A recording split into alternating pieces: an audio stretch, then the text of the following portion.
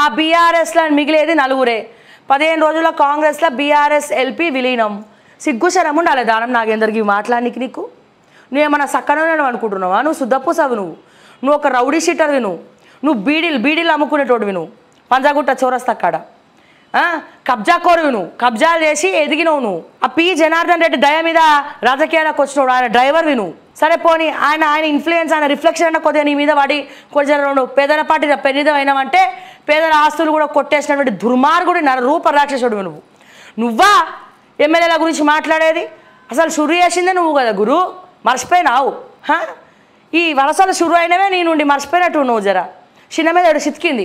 గత ప్రభుత్వం 10 ఏళ్లలో ఎమ్మెల్యేగా ఉండి నువ్వు ఏమేమి దందాలు చేసినావు? నువ్వు మరి దందాలు చేసినావు, కబ్జాలు చేసినావు, గోడగట్టినావు అడ్డంగా. ఏనాడన్నా బస్తీలకు పోయిన ముఖమేనా పాపం చూసినావా? నువ్వు ఎక్కడికైనా పోయినావాను? నీకు ఎమ్మెల్యేగా రాజీనామా చేసి ఎంపీగా పోటీ చేసే దమ్ము లేదు నీకు. నువ్వు మాట్లాడుతున్నావు ఇవన్నీ మాటలు. బీఆర్ఎస్లో ఎమ్మెల్యేలను పురుగుల్లా చూసేటోళ్ళట.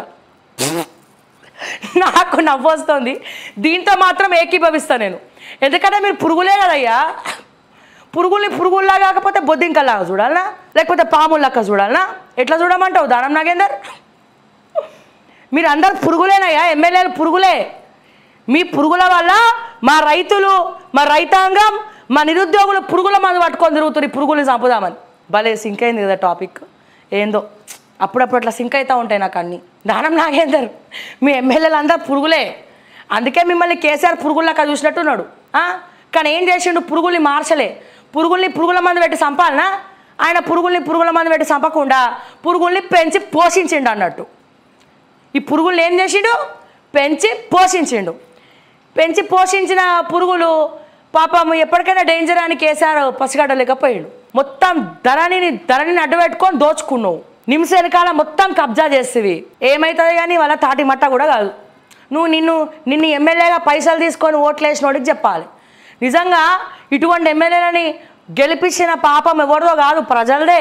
మన సొప్పులు తీసుకొని మీ సొప్పులు తీసుకొని మీరే కొట్టుకోవాలి. పైసలకు కమ్ముడు పోయి 1000 రూపాయలు 2000 కమ్ముడు పోయి ఇటువంటి సన్నాసులని ఓట్లేసి గెలిపిస్తున్నారు కదా, ప్రజలదే తప్పు. ఎందుకు గెలిపించేది? పురుగులు. ఆయనే చెప్తుండు పురుగుల్లాగా చూసి.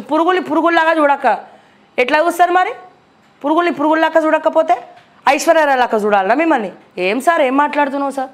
ఆయన ఫ్రెండ్స్ బినామీలు 1000 కోట్లు దోచుకున్నారు. మరి నువ్వేం చేసినావయ్యా? నువ్వెంత దోచుకున్నావు చెప్పాలా? నేను తీయమంటావా? ప్రూఫ్స్ అన్నీ ఉన్నాయి, మస్తు ప్రూఫ్స్ ఉన్నాయి మా దగ్గర. అబ్బో మీ చిట్టాలు ఉన్నాయి.